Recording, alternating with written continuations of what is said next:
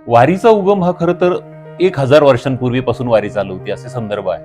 म्हणजे ज्ञानेश्वर महाराजांचे आई वडील आणि आजी आजोबा सुद्धा वारी करत होते. म्हणजे वारी म्हणजे हे एक असं म्हणलं जातं की एक चालणारं गाव आहे. चालणारं गाव.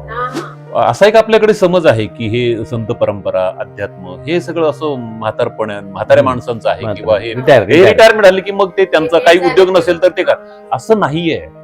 ज्या काळात शाळा नव्हती, कॉलेज नव्हतं, हे कुठलीही शिक्षणाची सुविधा नव्हती, त्या काळात जी ज्ञानेश्वरी लिहिली ती आज एम ए झालेल्या माणसं सुद्धा नाही वाचतायत. मी त्या वाचायला नाही वाचता येणार.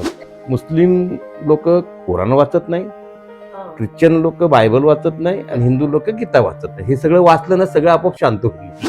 म्हणजे या 18 पगड जातीच्या 18 संतांच्या ज्या पालख्या तिथं वाखरीजवळ विलीन होतात, त्याचा अर्थच तो होतो की सर्व जाती धर्माचे लोक त्या ठिकाणी एका ठिकाणी चंद्रभागेच्या ठिकाणी विलीन होतात. आणि मग माऊलींनी सांगितलेली जात तयार होते, त्या जातीचं नाव आहे मानव जात. म्हणजे आम्ही जेव्हा अंतर्नाथची प्रेस कॉन्फरन्स घेतली तेव्हा मी त्याच्यात ठामपणे सांगितलं होतं की आमच्या कार्यक्रमामध्ये आम्ही नक्की तुम्हाला वारीचा प्रवास दाखवू. आणि आता प्रेक्षकच सांगतात आम्हाला. रसिक मोहिनी. हाय, हॅलो, नमस्कार. रसिका मोहिनीच्या या नवीन पॉडकास्टमध्ये मी भाग्यश्री देसाई आपल्या सगळ्यांचं मनापासून स्वागत करते. रसिको, सध्या पालखीचे वारीचे दिवस आहेत आणि आपल्या सगळ्यांनाच माहिती आहे की आता 9 तारखेपासून ही पालखी पुण्यामध्ये येते. 11 तारखेपर्यंत त्यांचा मुक्काम असणार आहे आणि नंतर त्यांचं पुढे प्रस्थान होईल. पण ही वारी म्हणजे नक्की काय, त्याचं सामाजिक महत्व काय, त्याचं आध्यात्मिक महत्व काय, हे सगळं आज आपण जाणून घेणार आहोत. त्याचबरोबर अंतर्नाद नावाचा एक सुंदर कलाविष्कार सध्या गाजतोय आणि तो संपूर्ण या वारीच्या प्रवासावरच आधारित आहे. तर त्याच्याशी संबंधात त्याचे निर्माते, त्याचे दिग्दर्शक आणि वारकरी असलेले 2 गेस्ट आज आपल्याकडे आलेले आहेत. तर भेटूया त्यांना. पहिले आहेत माननीय भाऊसाहेब भोईर सर. सर, तुमचं रसिका मोहिनीच्या पॉडकास्टवर मनापासून स्वागत. धन्यवाद. आणि नमस्कार. दुसरे आहेत मनोज डाळिंबकर सर. ते आहेत लेखकही आहेत, अभिनेते आहेत, दिग्दर्शकही आहेत. नमस्कार मॅडम. नमस्कार. तर आता मी जे वारीबद्दल सांगत होते तर सर, मला पहिल्यांदा तुम्हाला विचारायचं, तुम्ही तर एक थोर राजकारणी आहात, नंतर पिंपरी चिंचवड नाट्य परिषदेचे उपाध्यक्ष आहात, मध्यवर्तीचे अध्यक्ष आहात, शिवाय एक निर्माते आहात. अनेक तुम्ही नाटक सिनेमे प्रोड्यूस केलेले आहेत. आता अंतर्नादही तुम्ही प्रोड्यूस केलेला आहे. पण तुम्ही वारकरी सुद्धा आहात आणि ही परंपरा तुमच्या घराण्यामधनं चालत आलेली आहे असं कळलं मला. तर ह्या परंपरेविषयी आणि तुमची वारी पहिल्यांदा कशी घडली, कधी घडली, त्याविषयी ऐकायला आवडेल. कुठं ना कुठेतरी घरातूनच प्रत्येक गोष्टीची सुरुवात असावी लागते, चांगल्या गोष्टीची. आणि मी काय वारकरी वगैरे नाही. मी वारीच्या संदर्भात असलेला मला एक अध्यात्म जी आवड आहे ती मला ओघानं अनावधानं झालेली आहे.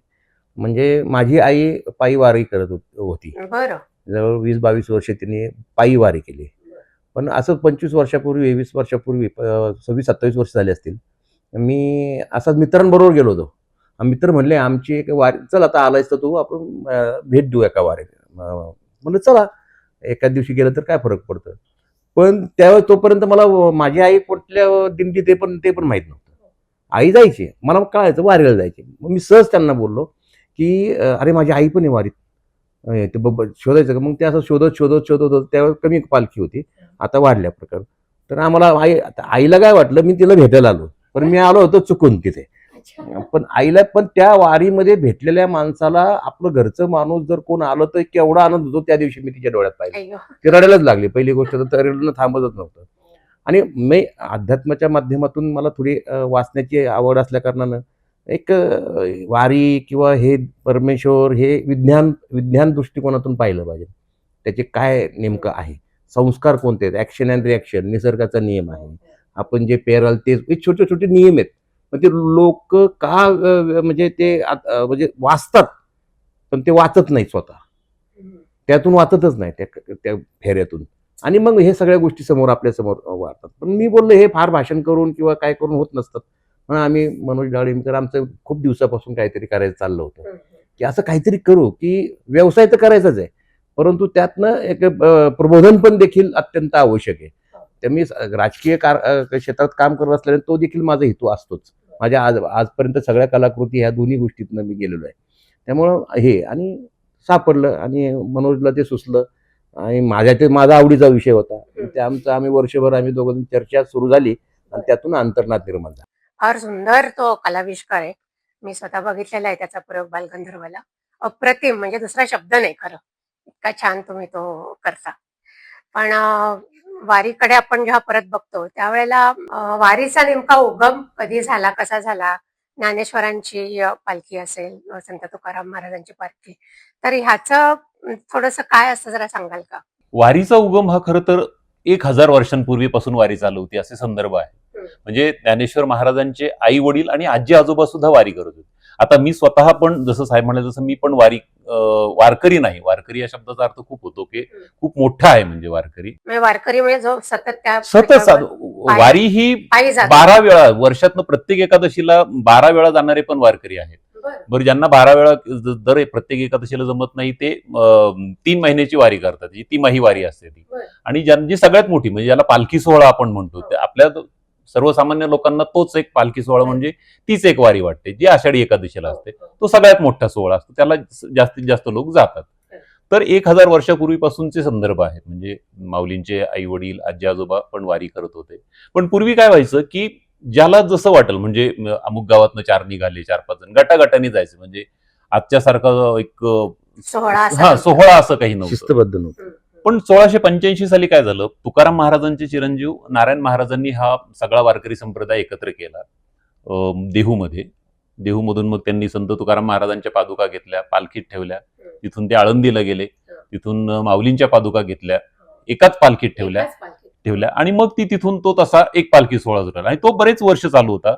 पण मग 1832 मध्ये हैबत बाबा आरफळकर हे नाव तुम्ही बऱ्याच जणांनी ऐकलं असेल. म्हणजे आजही माऊलींच्या मंदिराच्या बाहेर त्यांची पायरी आहे. तर ते ग्वाल्हेरच्या शिंदे घराण्याचे सरदार होते, पण ते खूप मोठे सत्पुरुष पण होते. तर त्यांना एकदा खूप असा काही चमत्कार झाल्यामुळे म्हणा किंवा त्यांना काहीतरी जाणीव झाल्यामुळे त्यांनी ते सगळं सोडून दिलं आणि ते माऊलींचे कट्टर भक्त झाले. म्हणजे इतके ते कट्टर भक्त होते की मी त्यांच्यापुढे किती नम्र आहे किंवा किती लीन आहे.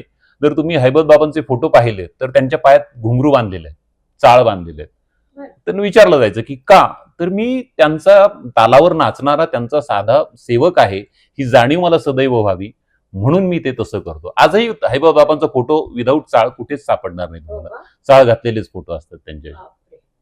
तर ते इतके त्यांचे कट्टर भक्त होते.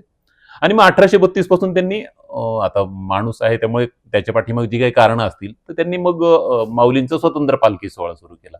मग माऊलीची पालखी थोड्या वेगळ्या मार्गाने जाते, म्हणजे पुण्यापर्यंत बरोबर येतात, बरोबर तेही वेगवेगळ्या मार्गाने येतात देहूची, आणि तुकाराम महाराजांची वेगळी जाते. आणि मग पुढे पुढे बऱ्याच संतांची मग सासवडवरनं संत सोपानदेवांची चालू झाली, त्र्यंबकेश्वरवरनं निवृत्तीनाथांची चालू झाली, मुक्ताईनगरवरनं संत मुक्तांची चालू झाली, एकनाथ महाराजांची पैठणवरनं. ह्या सगळ्या वेगवेगळ्या असतात, ह्या सगळ्या वेगवेगळ्या शेकडो संतांच्या पालख्या आहेत. आणि ह्या सगळ्या वाखरी म्हणून आहे पंढरपूरच्या अलीकडे 5-6 किलोमीटर, तिथे सगळे एकत्र येतात. मग तिथे सगळ्यांची गळा भेट होते सगळे, आणि मग तिथून सगळे एकत्र. सगळ्यात लांबून येणारी मुक्ताईनगरवरनं येणारी मुक्ताईंची पालखी असते, ती जवळजवळ 45 दिवस लागतात त्याला. हो, त्यामुळे मग ते त्या पद्धतीने नियोजन करतात की साधारण, आणि प्रत्येक त्यांचे टप्पे मुक्काम हे सगळी ठिकाणं ऑलरेडी ठरलेली असतात. सगळ्यात मोठी 45 दिवस मुक्ताईनगर सगळ्यात लांबून येणारी मुक्ताईंची पालखी. आणि ज्या दिंड्या आहेत ना त्यांचं जेवण जर तुम्ही पाहिलं ना ते रस्त्यावरचं काही घेत नाहीत. ते त्यांचे दिंडे ठरलेले असतात. त्यांच्या अगोदर ट्रक जाते ज्या मुक्कामाच्या ठिकाणी अगोदर, तिथं उत्तम प्रकार, आपण घरी सुद्धा खात नाही असं उत्तम प्रकारचं जेवण असतं. हो, आणि ते त्यांचं इतकं शिस्तबद्ध असतं. आणि मला तर असं वाटतं की बघा, परमेश्वरांनी सुद्धा जातीवाद केला नाही. म्हणजे या 18 पगड जातीच्या 18 संतांच्या ज्या पालख्या तिथं वाखारीजवळ विलीन होतात, त्याचा अर्थच तो होतो की सर्व जाती धर्माचे लोक त्या ठिकाणी एका ठिकाणी चंद्रभागेच्या ठिकाणी विलीन होतात. आणि मग माऊलींनी सांगितलेली जात तयार होते, त्या जातीचं नाव आहे मानव जात. ते पसायदानाच्या माध्यमातून त्यांनी जगाला सांगितलेलं आहे. परंतु इतकं सखोल ज्ञान आहे आपल्या ह्या दिंडीच्या माध्यमातून, किती स्वादन सोपं आहे. त्यांचे दिनक्रम जर तुम्ही पाहिले ना तर मग घरी सुद्धा आपण तसं करत नाही, बरोबर ते हे केलं. आता त्या चोपदार असतात, त्यांनी फक्त ते उचललं की 1 मिनिटात थांबणार, रिंगण सुद्धा म्हणजे इतकं शिस्तबद्ध असतं त्या पद्धतीनं. त्यामुळं ह्या वारीचं खूप अद्भुत महत्व आहे. म्हणजे तुम्हाला तिथं दमच लागणार नाही. तुम्ही चालताना तुम्ही म्हणसाल मला मी कसं काय चालतो, नाही असं काही होतच असं म्हणतात लोक की ती ऊर्जा येते एक वेगळी. ऊर्जा एक- शिस्तीचं म्हणून सांगतो की प्रत्येक दिंडीची रचना सुद्धा ठरलेली असते. म्हणजे पुढे पताका असते, मग विणेकरी, मग टाळकरी, मग पखवाजवाले, मग तुळशी वृंदावन घेतलेल्या महिला, मग पाण्याची सोय करणारे. प्रत्येक दिंडीची रचना अशीच असते आणि ते 4 किंवा 5 लाईनच्या शिस्तीनेच चालतात.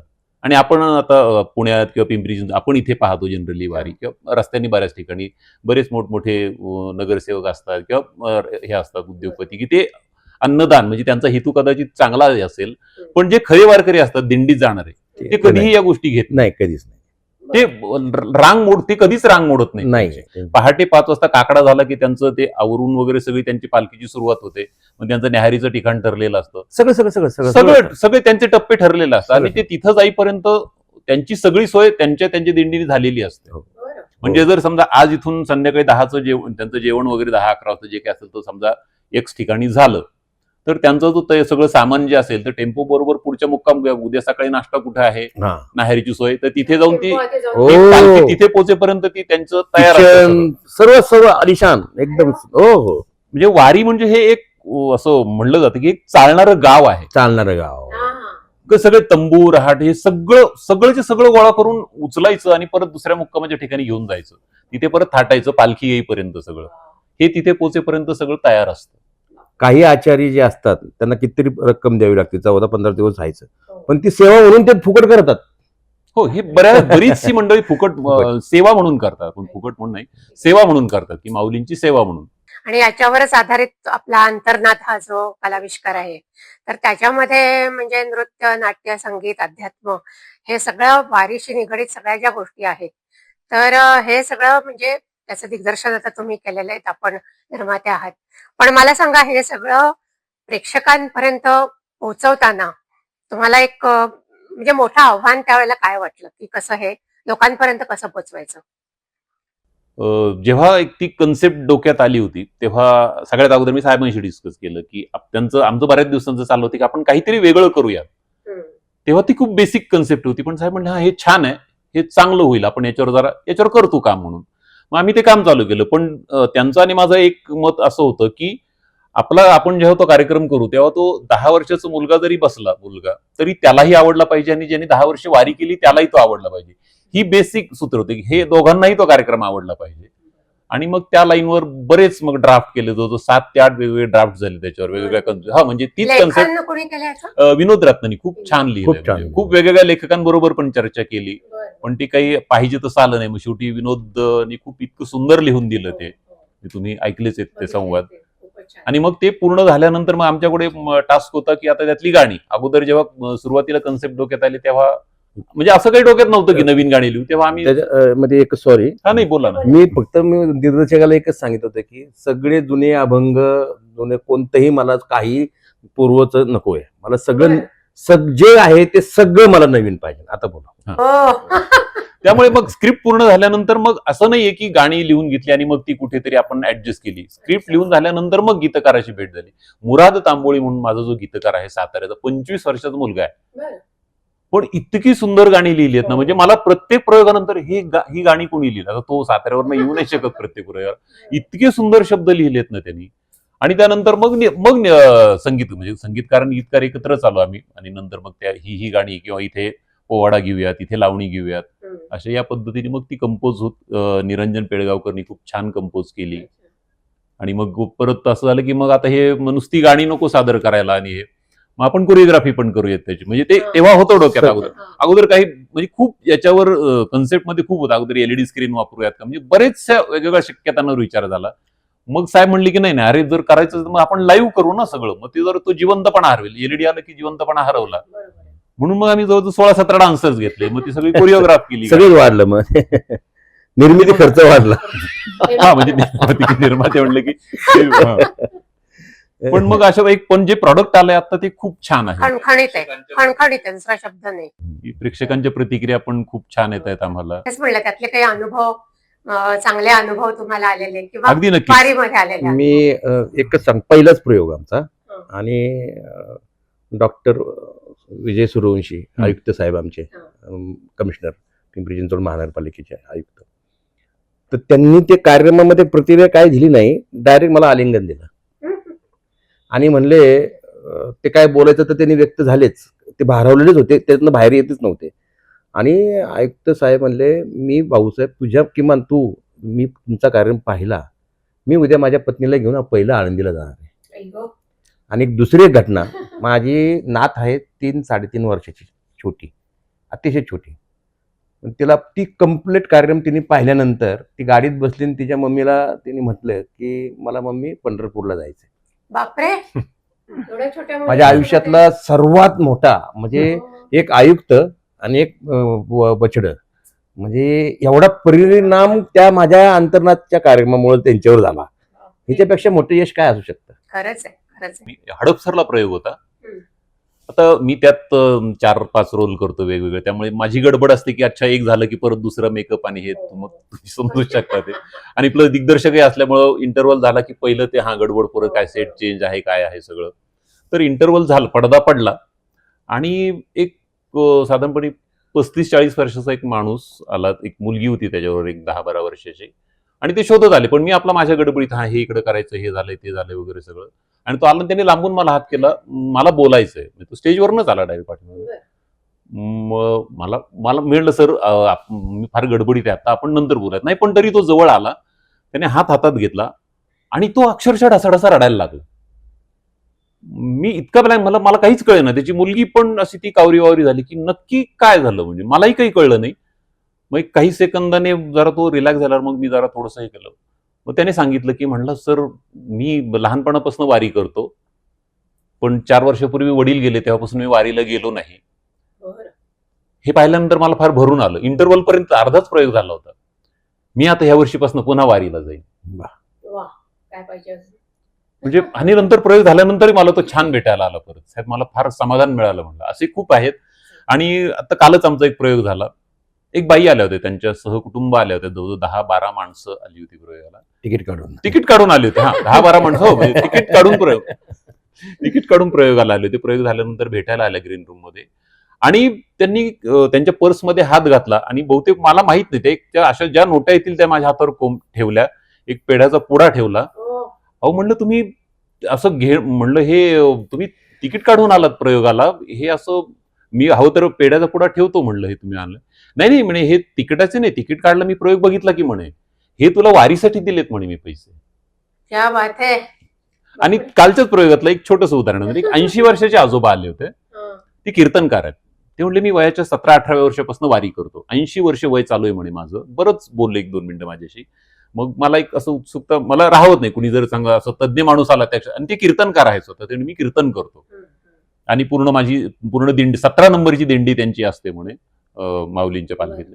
तर मग मी म्हणलं सर काही चुकलंय का किंवा काही जमलंय का आम्हाला वगैरे. त्यांची प्रतिक्रिया होती, मला 80 वर्षात जे जमलं नाही तर तुम्ही 2.5 तासात करून दाखवलं. मग याच्यापेक्षा अजून वेगळी म्हणलं प्रतिक्रिया काय असावी. आणि 80 वर्षाचा माणूस चक्क पाया पडायला वाकले. अहो म्हणलं माझ्या वडिलांच्या वयाचे आहात तुम्ही. नाही तुला नाही येतो नमस्कार, तुम्ही जे आता सादर केलं त्याला नमस्कार करतोय. असे खूप अनुभव, खूप अनुभव. आणि साहेबांनाही बरीच लोक भेटू, म्हणजे आम्ही बॅकस्टेजला असतो, आपण चेंज करायला जातो, इतकं भारावून जातात. आणि बरं सर्वात महत्वाचं म्हणजे ह्याच्यातला दुसरी गमतीचा भाग काय, स्तुती करताना माणूस असं एक्साइट म्हणून स्तुती करतो, पण माझ्या ह्या कार्यक्रमाची स्तुती करताना डोळे भरलेले असतात. हा फरक आहे. म्हणजे जो असतं ना ते पाणवलेले डोळे आणि काहीतरी ते अद्भुत पाहिल्याचा साक्षात्कार असतो त्यांना. कसं असंच करतात ते. आता स्तुती कशी करतो आपण, अरे काय एकदम मस्त, अरे असं, तशी नाही स्तुती. शब्द बोलताच येत नाही, काही न बोलताच येत नाही, आणि मग आपण समजत जातो ते. हडपसरचा प्रयोग ज्यांनी घेतला होता, जिथलं मॅनेजमेंट जे पाहत होते, तर आम्ही आपलं कलाकारांचा आपण जे कर्टन कॉल घेतो त्याच्यानंतर आम्ही आपलं त्यांना बोलवलं की यांनी इथे मदत केली प्रयोग ठेवायला. ते आले, बरीच वर्ष की हजारो, तो वारकरी संप्रदायातलेच आहेत. तर ते आले आणि त्यांनी स्टेजवर आधी तर लोटांगण घातलं सगळ्यांना, आणि मला मनोगत व्यक्त करायला आमच्या माणसाने त्याच्या हातात माईक दिला. माईक हातात धरून ते फक्त रडत होते. त्यालाही प्रेक्षकांनी खूप छान टाळ्या वाजून रिस्पॉन्स दिला. मग मीच पुढे झालो, त्यांच्या पाठीवर हात ठेवला. ते जवळजवळ 2 ते 3 मिनिटं बोलत होते, फक्त रडत बोलत होते. एकदम खूप इतके असे खूप छान, तरी 5-6 प्रयोग झालेत, तरी एवढे अनुभव. मी खूप चित्रपट केले, मी खूप नाटक केले, मी आता उपाध्यक्ष पण आहे नाटकात, प्रशांत दामले अध्यक्ष. नेहमी सतत काही ना काहीतरी अनेक दिग्गज लोकांची, चंद्रकांतजी कुलकर्णी असतील, विजय केंगरे यांची, माझं सतत नाटकासंदर्भात अजित भुजे असतील, आम्ही चर्चा करत असतो, हे करायचं का ते करायचं का. पण हे न कळत घडलेली कलाकृती अशी की माझ्या आयुष्याला एक कलाटणी देणारी आणि समाधान देणारी. आणि तुम्ही निर्माता आहात, तुम्ही माहिती आहे की आपलं प्रत्येक बेबी आपलं चांगलंच असतं, तो विषय नसतो, परंतु एक आंतरिक मनाला जे समाधान आहे की मला असं वाटतं की ह्या वारीत मी माझ्या आईला बघत असतो. म्हणजे सतत ती, आणि पहिली गोष्ट मी प्रत्येक कार्यक्रम पाहतोय बरं का. हो, प्रत्येक प्रयोगाला असतं असं पहिल्यांदा झालं असेल कदाचित. म्हणजे माझ्या आयुष्यामध्ये मी माझी निर्मिती केलेली सारखं कधीच बघितलं नाही. पण बघ, मला असं पहिल्यांदाच पाहतो असं वाटतं. ऍक्च्युली आता तुम्ही बोलत होता त्याच्यामुळे मला बारीक म्हणजे विचारावं असं वाटलं. तेव्हाही मला प्रयोग पाहिला तेव्हाही विचारायचं होतं. ते 17 नंबरची वारी किंवा असं जे काही 18 नंबरची, 18 नंबर. ते काय असतं नक्की? प्रत्येक म्हणजे ज्या दिंड्या निघतात, आता समजा माऊलींची पालखी निघते, पालखी सोहळ्याबरोबर पालखी जी असते म्हणजे रथ जो असतो त्याच्या पुढे काही दिंड्या असतात आणि मागे काही दिंड्या असतात. तर प्रत्येक दिंडीला नंबर दिलेला असतो. म्हणजे तो जे आता विश्वस्त मंडळ असेल ज्ञानेश्वर माऊलींचं किंवा तुकाराम महाराजांचं किंवा तिथलं, तर त्यांनी आमची दिंडी आहे, मग तुमची दिंडी 1 नंबर, मग ती पुढे त्यांची तशी रचना त्या पद्धतीने ती तशी आणि वाटचाल तशीच करत असतात. इथून तिथपर्यंत जाईपर्यंत त्याच पद्धतीने चालतात. म्हणजे एकमेकांना संदर्भ देताना सुद्धा 1 नंबर 2 नंबर हो तसंच देतात. हो, दिंडी नंबर आता माझ्या बिल्ला असतो त्यांचा पुढे, म्हणजे तो मोठा जे पहिली रांग जी असते, ध्वजधारक जे असतात पहिल्या प्रत्येक दिंडीला पुढे जे असतात त्यांच्या हातात पताका म्हणतात त्याला. तर त्यात एकाच्या हातात पताका बरोबर त्यांचा हे पण असतो, दिंडीचा नंबर मोठ्या अक्षरात लिहिलेला असतो. त्यामुळे मी कुठल्या दिंडीत समजा मुक्कामाला कुठे थांबली चुकली तर 18 नाही कोणी त्यामुळे. आणि ते हे तुम्ही शिस्त एक म्हणालात ना, तर प्रत्येक दिंडीचं ठरलेलं ठिकाण ठरलेलं की जर मी 18 नंबरची दिंडी समजा इथून सासवडला काय XYZ ठिकाणी जर थांबत असेल तर ती तिथेच थांबते. पिढ्यान एवढंच कशाला, तिथे सकाळी जर समजा नाश्त्याला जर तिथे काय सासवडला दिंडी 18 नंबरची दिंडी थांबल्यानंतर त्यांचा नाश्त्याचा मेनू जर असेल तिथे नाश्त्यासाठी तर तोच असतो, त्यात बदल होत नाही. हो, दुपारी जेवणाचा मेनू जो असतो तोच असतो, संध्याकाळी पण जो जेवणाचा मेनू असतो तोच असतो. संध्याकाळी तिथे दुपारी सकाळी भजन कोण करणार, संध्याकाळी कीर्तन कोण करणार, हे सगळं ठरलेलं असतं, त्यात कधीही बदल होत नाही. पण हे जेवण वगैरे पण सगळं काय म्हणजे सरकार पुरवतं का?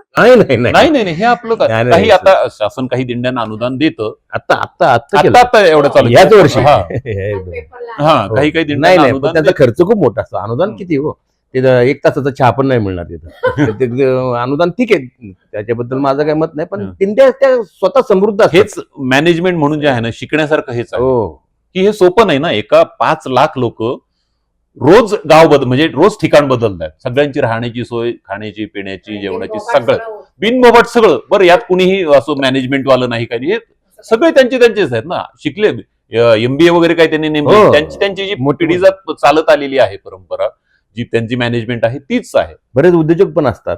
हो असतात भरपूर. आता वारी ही कधीच भिक्षुक नव्हती, म्हणजे वारी ही कधीच भिक्षुक नव्हती.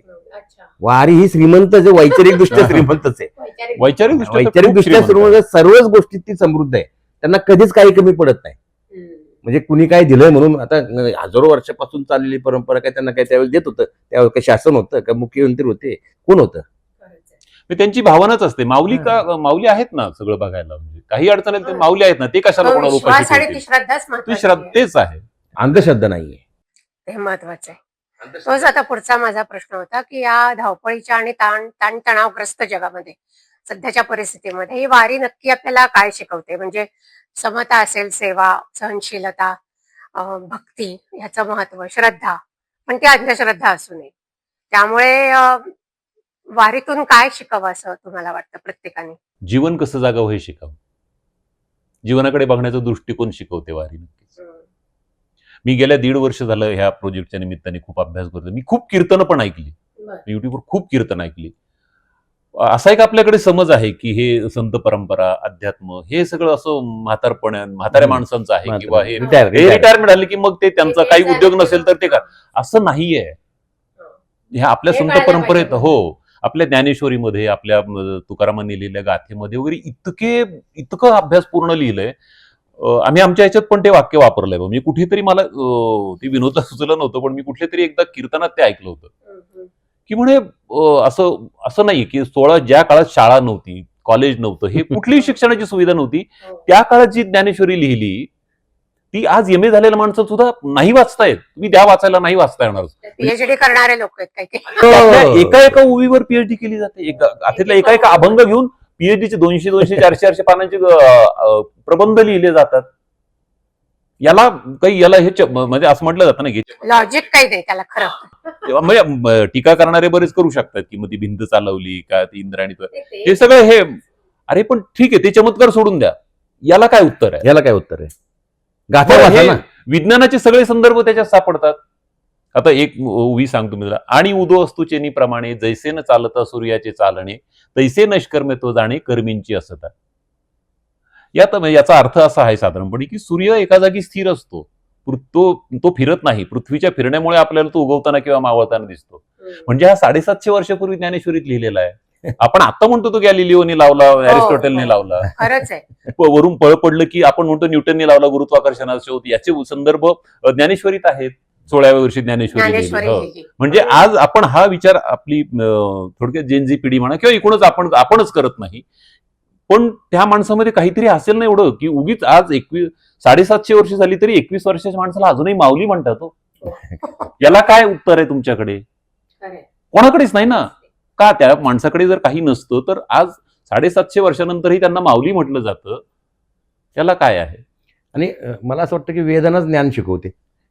त्यांना ज्या झालेल्या वेदनातून जे फुललं, आणि त्यांनी समाधी पण असं अशा कारणाने घेतली असेल की ह्यापेक्षा त्यांनी पुढे लाखो वर्ष काय होणार आहे किंवा काय चालणार आहे ते अगोदर देऊन ठेवलंय. आता मी जगणार म्हणजे त्यांच्या रूपाने ते जिवंतच आहे ना. ज्ञानेश्वरीच्या रूपानं माऊली कुठे गेलेले आहेत आणि त्यांचं मरण लिहिलेलंच नाही ना. ते समाधीच आहे. ते कधी प्रश्न असा आहे की त्या लिहिलं एवढं प्रचंड. आणि मला असं वाटतं की वाद, मानवतेचा वाद कुठे आहे माहिती का? कोणीच कुठलंच काहीच वाचत नाही. मला एक सद्गुरू वामनराव पै ज्यावेळेस मी भेटलो, ते म्हणले प्रॉब्लेम असा आहे की मुस्लिम लोक कुराण वाचत नाही, ख्रिश्चन लोक बायबल वाचत नाही, आणि हिंदू लोक गीता वाचत नाही. हे सगळं वाचलं ना सगळं आपोआप शांत होईल म्हणलं. आणि आपल्याकडे 18 पगड जातीचे 18 संत येतो. तुकाराम महाराजांनी पण होऊन गेलेले आहेत आपल्याकडे. तुकाराम महाराजांनी अंधश्रद्धेबद्दल कडाडून बोललेले आहेत ना, पण वाचतच नाही ना. आणि आता मला ते असं झालं की नवीन पिढी म्हणजे फार घातपातापर्यंत आलेली आहे. काय चाललंय सध्या? म्हणजे लोहगडावर एक मुलीनं विचार करावा, ती पण सुसंस्कृत म्हणण्याचे, म्हणजे मोठ्या घरातल्या मुलीने हा विचार करावा. म्हणजे मुळातच संस्कारापासून आपण दूर गेलेलो आहेत. आणि हे काही भाषण करून सुधारणार नाही किंवा मी सतत बोल, हे कुठेतरी तुम्हाला ते दाखवलं पाहिजे आणि तरुणाला दाखवलं पाहिजे. आमचा ओढा एकच आहे की मी आता सवलत देणार आहे विद्यार्थ्यांना, तुम्ही पहा. म्हणजे निर्मिती खर्च जरी आमचा हे झाला तरी बाद झाला. कमावण्याचं तर आहेच आहे, पण अगोदर उद्देश तो नाही ठेवायचा. उद्देश हा लोकांपर्यंत पोहोचला पाहिजे. तरुण मुलांना जे कधी त्यांना वारीबद्दल ज्यांनी ऐकलंय नाही, ज्यांना माहिती नाही, जे कधी गेले नाही, त्यांनी एकदा तरी जावं वारीला असं वाटतं का? आणि त्यांनी जावं यासाठी आपण काय आपल्याकडनं प्रयत्न करू शकतो? किंवा निदान वारीविषयी माहिती त्यांनी करून घ्यावी. म्हणजे जसं एक अंतर्नाद तर आहेच, पण अजून तुम्हाला असं काय वाटतं की नक्की करावी वारी? म्हणजे प्रत्येकाने आयुष्यात एकदा तरी करावी. म्हणजे स्वतःचा काय असतं की अनुभव घेतल्याशिवाय कळत नाही. म्हणजे सांगून जरी आमच्या कार्यक्रमाला तर नक्की यावं, ज्यांना अगदीच जमणार नाही त्यांनी नक्की अंतर्नाद पाहावं. आम्ही आमच्या वारी होईल. आम्ही सुरुवातीला असं सांगेन, मी आपल्या प्रश्नाकडे येतो, पण आम्ही सुरुवातीला असं म्हणालो, म्हणजे आम्ही जेव्हा अंतर्नादची प्रेस कॉन्फरन्स घेतली तेव्हा मी त्याच्यात ठामपणे सांगितलं होतं की आमच्या कार्यक्रमामध्ये आम्ही नक्की तुम्हाला वारीचा प्रवास दाखवू. आणि आता प्रेक्षकच सांगतात आम्हाला. तर आता आपण प्रश्नाकडे येऊयात की नक्की एकदा तरी अनुभव तो घ्यावा. काय असते वारी म्हणजे ते कळेल की ते, आणि वारीचा भाग होऊन यावं. म्हणजे नुसती गेलोय मी, एक सेल्फी काढलीये मी माझ्या स्टेटसला टाकलीये, किंवा मी आकुर्डीवरनं चाललोय पिंपरीला, माझं घर आलं की मी थांबलो, असं करणं. रीलची वारी न होता रिअलची वारी जर केली, भले मला पहिल्या वर्षी नाही जमणार आळंदीपासून पंढरपूर पर्यंत जायला, तर मी आळंदीपासून पुण्यापर्यंत येईल, हळूहळू मी सासवड पर्यंत जाईल, पण मग तुम्ही त्याचा भाग होऊन जा. त्याचं भाग होऊन गेलं तर तुम्हाला ते अनुभवता येईल. तुम्ही वारी बघणं वेगळं आणि वारी अनुभवणं वेगळं. म्हणजे एक छोटंसं उदाहरण देता येईल. जर खिडकीत उभं राहून जर आपण इथे आता बाहेरचा पाऊस पाहिला तर तो बघता येईल, पण तो अनुभवता नाही येणार ना. तो त्यासाठी आपल्याला त्या पावसाचे 4 थेंब अंगावर घ्यायला लागतील ना. जे एजेड लोक आहे की ज्यांना चालणं जास्त शक्य नाहीये वारी बरोबर, पण मग त्यांना काही दुसरी व्यवस्था असते का? नाही का, आता बरेच सगळेच पायी जातात, ज्यांना शक्य होत नाही वयोमान असेल ते गाडीने पण जातात. गाडीने पण म्हणजे जातात. दर्शन करून गाडीने हो, जातात. गाडीने दर्शन करून येतात. दर्शन करून फक्त त्या दिवशी दर्शन होत नाही त्यांचं. आणि जे पायी चालतात त्यांचंही ते दर्शनासाठी जातच नाहीत वारकरी. त्यांना ते पंढरपुरात पाऊल ठेवलं की त्यांना विठ्ठलाचं विठ्ठलाचं दर्शन झाल्याचं समाधान होतं. कळस पाहिला की कळसातच होतं ते. रांगेत थांबतातच दर्शन घ्यायला असं नाहीच, कारण हार्डली किती सेकंदभर पण नाही होत ना ते. त्यामुळे ते तिथे त्यांना त्यांचा विठ्ठल प्रवासातच सापडतो. जे आम्ही आमच्या अंतर्नाथमध्ये म्हणतो की प्रवासातच सापडला पाहिजे. अंतर्नाथचा उद्देशच तो आहे. तुम्ही प्रत्यक्ष तिथं पायावर डोकं ठेवून दर्शन घेऊन म्हणजे पावला नाही. तुम्ही अंतर्नाथ तो तुम्ही प्रवास केला त्यातला तो हिरो तेच म्हणतो ना. आणि तो अगदी तुम्हाला डॉक्टरच्या रूपामध्ये पण दिसू शकतो. तो पण विठ्ठलच आहे ना. एखाद्याचं वारीत एखाद्याला लागलं दुखलं काही तर ती जे सेवा करतात तो विठ्ठलच विठ्ठलच आहे. आहे की. किंवा महानगरपालिकेचे कर्मचारी जे दिवस राहतात किंवा इथून अख्ख्या संपूर्ण प्रवासात जे करतात ते त्यांच्या रूपात विठ्ठलच आहे की. तो प्रत्यक्ष तिथे पंढरपुरातच आणि प्रत्येक वारकरीची अशी श्रद्धा असते की विठ्ठल आमच्या बरोबर आहे. आमच्या बरोबर आहे. त्यामुळे मग तिथे जाऊन वेगळं काय दर्शन घ्यायचं. तो आम्ही 18-20 दिवस त्याच्या बरोबरच होतो की. आणि तिथं प्रथा अशी आहे की लहान मोठा बघत नाहीत. तुम्ही वारीत आले की तुम्ही तुमचं मी दर्शन घेणार, तुम्ही माझं दर्शन घेणार. त्याच्या पाठी मग सायन्स आहे. हा. मला ते पण मी पाहिलं अंतर्नाथ मध्ये. ते काही ते वेगळ्या पद्धतीचं ते भेटणं असतं. वारीत जे असतो ना, आता आम्ही जातो वारीत ना, ते लहान मुलं पण असतात ना वारीत, आम्ही त्यांचं दर्शन घेणार, ते आमच्या पाया पडणार. तर मी ते रामचंद्र देखणे सरांना विचारलं, संत साहित्याची गाड्या ह्याच्या पाठी मग कसं काय व्हावं. नाही ना म्हणले, त्याच्या पाठीमध्ये पण सायन्स आहे. म्हणलं काय सायन्स आहे, आता त्याच्या पाया पडण्यामध्ये कसलं सायन्स आहे. नाही म्हणले, त्याचं कारण का पूर्वी एक म्हण असायची, पोरगा जरा वेड्यागत करायला लागला की ते घरचे म्हणजे याला जरा डोक्यावर उभा केला पाहिजे. डोक्यावर उभा केला करण्यापाठी मागचं का तर रक्तपुरवठा मेंदूपर्यंत पोहोचावा. म्हणजे त्या पद्धतीनं पाया पडल्यानंतर आपलं पाया पडून घेणाऱ्याचं हित नसतं, पाया पडणारच हित असतं. तो पडल्यानंतर मेंदूपर्यंत रक्तपुरवठा जातो आणि अहंकार जो असतो आपला तो खाली जातो. म्हणून पाया पडण्याची ही परंपरा मला सांगितली. मी मध्ये मला वाटतं भावार्थ देखणे सरांचं ऐकलं की सचिन महाराज, मी बऱ्याच यांचं हल्ली गेल्या 1-1.5 वर्षापासून फार ऐकतो बऱ्याच जणांचं किंवा उपळेकर असतील. तर त्यात कुठेतरी होतं की हल्ली सध्या फक्त इगो जास्त महत्वाचा आहे प्रत्येकाला. म्हणजे प्रत्येकाला मी या पोस्टवर आहे, मी फलाना आहे. पण वारीत असं होत नाही. म्हणून वारीत गेल्यानंतर तुम्ही काय ड्रायव्हर असतो, गाडी टेम्पो चालवणार, त्यालाही लोक माऊलीच म्हणतात. माऊली जरा पुढे घ्या टेम्पो. क्लीनर असतो, माऊली जरा एवढं फडकं मारून घ्या. जो आचार्य असतो त्यालाही सांगतात माऊली जरा झालाय. माऊली म्हणायचं. सगळे माऊली आहेत. त्यामुळे तिथे गेल्यावर इगो वगैरे काही, तिथे सगळे सारखे असतात. तिथे गेल्यानंतर नाही आपण कुणी वेगळे नाही, आपण एकच आहोत, आपण सगळे एक आहोत. रामकृष्ण हरी म्हणजे रामाचा. आणि जे जाती धर्म वगैरे हे असे पाळणारे, तर मला म्हणजे आवर्जून उदाहरण द्यावं असं वाटतं की माझ्या अंतर्नाथचा गीतकार मुराद तांबोळी मुस्लिम आहे, पण त्यांनी म्हणजे ज्यांना खरंच असं हे वाटत असेल ना की मुस्लिम समाजाचे किंवा जे धर्म बिर्म असे कारण, त्यांनी माझ्या अंतर्नाथची गाणी येऊन ऐकावी. इतकी सुरेख लिहिली, इतकी सुरेख, प्रत्येक शब्दाला अर्थ आहे. कुठे आला इथे धर्म. याच्यामध्ये मला एक थोडासा वेगळा असा प्रश्न विचारायचा आहे. आता स्त्रिया सुद्धा त्याच्यामध्ये वारीमध्ये सामील असतात. आता बाहेर अर्थात आपण बघतोच बाकीच्या गोष्टी, पण त्यांची सेफ्टी किंवा सेक्युरिटी त्या वारीमध्ये कसं काय ऍडजस्ट करतात. म्हणजे पण वारीत असे गैरप्रकार झालेले आपण कधीच पाहिले ऐकलं ना. कधी स्टॅम्पेड झालं, कधी म्हणजे आपण म्हणू नये, पण कुंभमेळा असेल किंवा कुठे इथे हे किंवा आपले साऊथकडे जे असतं तिकडे बरेच. आपल्याकडे फक्त वारीच्या 1000 वर्षाच्या इतिहासात एकदाच झालंय, शेगावच्या गजानन महाराजांच्या पालखीमध्ये ते त्यांच्याकडे हत्ती असतो, म्हणजे पूर्वी असायचा.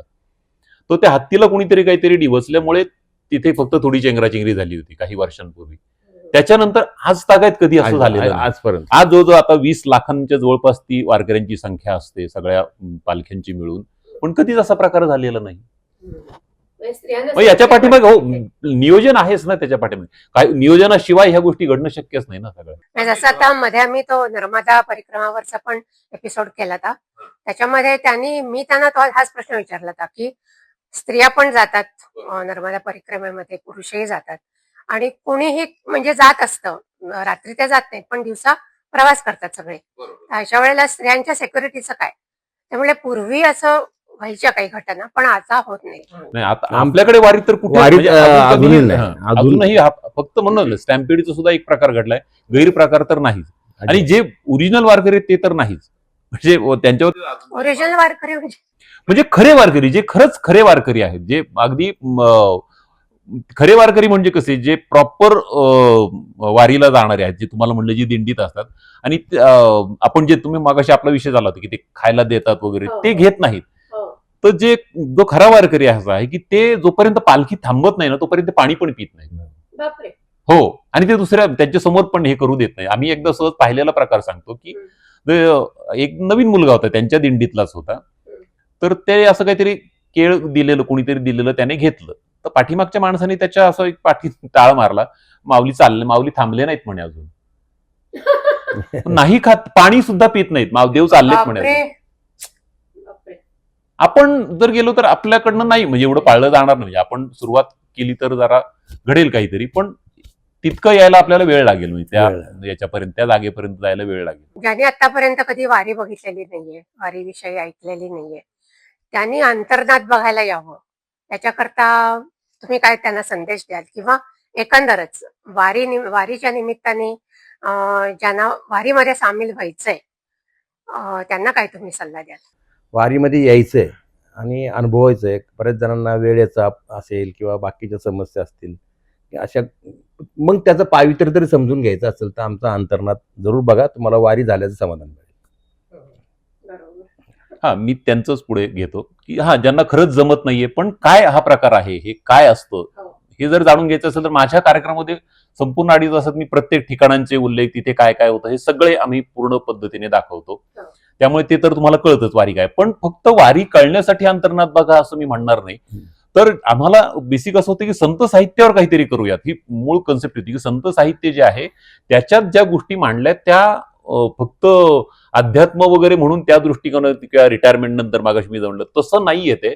तर त्या आजही जीवनात तितक्याच उपयुक्त आहेत, किंवा जीवन जगण्याची पद्धती संतांनी सांगितली होती ती किती आजच्या पद्धतीत हुबेहूब लागू आहे, जीवन जगण्याची पद्धती कशी आहे हे समजून घेण्यासाठी अंतर्नाद बघा. पैसे तर सगळेच कमवतात, पैशासाठीच करतो, पण नेमकं जगायचंय कशासाठी, काय हवंय. मगाशी जसा विषय निघाला की अगदी करोडपती आहेत सगळी घरं, पण तरी 20 वर्षाच्या मुलीला जर असं करावं असं वाटत असेल तर म्हणजे मग पैसे मिळवणे हा उद्देश. मग काय मिळवायचंय आयुष्यात? समाधान मिळवायचंय ना. म्हणजे जनरली मग त्याच्यासाठी काय केलं पाहिजे ह्यासाठी अंतर्नाद तर बघा, संत साहित्य वाचा. म्हणजे मी तर प्रत्येकाला सांगेन म्हणजे आयुष्यात एकदा तरी ज्ञानेश्वरी वाचावं, नाही कळली तरी वाचा, पण एकदा गोष्टीचं पुस्तक म्हणून वाचा. आणि मराठीत अनुवाद आहेच, मराठीत अनुवाद आहे, गाथा वाचा, कळेल त्याच्यात काय लिहिलं हे कळेल. अगदी मराठी अनुवाद आहे त्यामुळे तर लगेच कळेल. ते माऊलींनी लिहिलेली नाही कळणार आपल्याला, पण एकदा तरी वाचा. म्हणजे मी तर म्हणतो की गोष्टीचं पुस्तक म्हणून वाचा. आणि पालकांनी सांगावं ऍटलिस्ट वयात आलेल्या मुलांना की एकदा वाच. तर शाळेमध्ये कंपल्सरी करायला पाहिजे. मी केलंय माझ्या शाळेमध्ये, महिन्याला प्रवचन असतं. हो, माझी शाळा आहे हो चिंचवडला. काय तिथे करतात? ते झोपडपट्टीतील माझे सर्व बांधव आहेत, त्यांची 450 मुलांची 1ली पासून 10वी पर्यंत शाळा आहे. तर मी महिन्याला प्रवचनाचं 1 दिवस ठेवतो. हा, त्यांना कळून दे ना तुकाराम महाराज कोण होते, ज्ञानेश्वर माऊली. ऐकून काहीतरी उत्सुकता वाटेल. आता माझ्या 3.5 वर्षाच्या नातीला वाटत असेल तर पंढरपूरला जायचं, त्याला पंढरपूरला कशाला जातात हे माहित नाही. पण परिवर्तन झालं ना, श्रद्धा डेव्हलप झाली ना. आणि हे असायला हवं खरं तर अभ्यासक्रम. म्हणजे आपल्याला अगदी आता सगळे सीबीएसई आणि याच्यात जातात, त्यांना तुकाराम महाराज आणि ज्ञानेश्वर माऊली काही कळणारच नाही. तर हे पुढच्या पिढीला कळणं खरंच गरजेचं आहे. आणि अगदी हे संस्कार लहानपणापासून पाहिजेत. म्हणजे मान्य आहे आज आई वडील दोघेही जॉब करतात, मुलांसाठी वेळ नसतो, पण मग पुन्हा तेच येतं की हे कमवायचंय कशासाठी किंवा करायचंय कशासाठी, मला आयुष्यात येऊन करायचंय काय, फक्त पैसे कमवायचे, फक्त मला एक मोठं छान 5 BHK 4 BHK घ्यायचं आहे, मोठी आलिशान गाडी घ्यायची, हेच करायचंय का, मला मुलांवर संस्कार पण करायचे, पण हे कोणासाठी करायचंय, ते पण महत्वाचं आहे. हे कोणासाठी, मला भरे करोडो रुपये कमवायचे कोणासाठी. अरे पण मग जर ज्या मुलांसाठी कमवायचे त्यांना जर तुम्ही संस्कारच देऊ शकत नसाल तर तो काय करणार त्या पैशांचं. आणि जर तुम्ही सगळं त्यांना देणार असाल तर मग त्यांनी काय करायचं आयुष्यात, हे बरोबर आहे ना. त्यांनाही स्वतःला काहीतरी कळलं पाहिजे ना, आयुष्य काय आहे, समाज काय आहे. किंवा आपल्या सगळ्या संतांचं जर पाहिलं, म्हणजे तुकाराम महाराज असतील, ज्ञानेश्वर माऊली यांचं जीवनचरित्र का नाही एकदम आई वडील सांगत मुलांना वाचा, हे त्या परिस्थितीत सुद्धा राहून आज जगद्गुरु संत तुकाराम महाराज म्हणतो, माऊली म्हणतो. हे त्या आम्हाला त्यांचे पायधुळी पण नाही आपण त्यांची, पण किमान तुम्ही तुमचं जीवन सुखी जगाल हे आई वडील कधी देणार आहेत संस्कार मुलांवर? पैसे देण्यापेक्षा किंवा इस्टेट 4-4, 5-5 फ्लॅट कमवून ठेवण्यापेक्षा की बाबांनो जीवनात असं जगायचं असतं, हे संस्कार महत्वाचे असतात, हे यासाठी पालक कधी वेळ देणार आहेत? खरं तर हा एक जीवनाकडे बघण्याचा दृष्टिकोन कळून घेण्यासाठी अंतर्नाद नक्की बघा. खूप छान वाटलं. तुम्ही अंतर्नाद बद्दल, वारीबद्दल अप्रतिम माहिती दिली आणि माझी खात्री आहे याच्या पुढचे सगळे प्रयोग तुमचे हाऊसफुल व्हावेत या शुभेच्छा आहेत. आणि प्रेक्षकांना सुद्धा मला आवर्जून सांगावं असं वाटेल, वारीला एकदा तरी जाऊन या आणि अंतर्नाद नक्की बघा, कारण तो एक वेगळ्या पद्धतीचा कलाविष्कार आहे. तुम्ही आज दोघंही इथे आवर्जून आलात, रसिका मोहिनीच्या पॉडकास्टला वेळ दिलात, त्याकरता मनापासून धन्यवाद. आणि आपल्या अंतर्नादला आणि पुढील सर्व उपक्रमांना रसिका मोहिनीकडून खूप खूप शुभेच्छा. तुमचे विशेष आभार, कारण तुम्ही एक कलावंत आहात, निर्माते आहात, आमच्या आवडत्या अभिनेत्री आहात तुम्ही. त्यामुळं तुम्हाला त्यातल्या भावना समजल्या आणि तुम्ही आम्हाला आपल्या रसिक मोहिनी पॉडकास्टच्या संदर्भात आम्हाला बोलवलं. तुमचे लाख लाख शुभेच्छा. तुम्हाला मनापासून आभार. खूप खूप आभार. धन्यवाद. थँक्यू. रसिका हो, तुम्हाला हा पॉडकास्ट कसा वाटला हे नक्की सांगा. तुमच्या कॉमेंट्स आमच्याकरता खूप बहुमोलाच्या आहेत. आणि काही जर तुमचे प्रश्न असतील तर सर आणि मनोज सर सुद्धा तुम्हाला त्याच्या नक्की उत्तर देतील. तर भेटूया पुढच्या पॉडकास्टमध्ये. तोपर्यंत मस्त राहा, मजेत राहा, आनंदात राहा. धन्यवाद.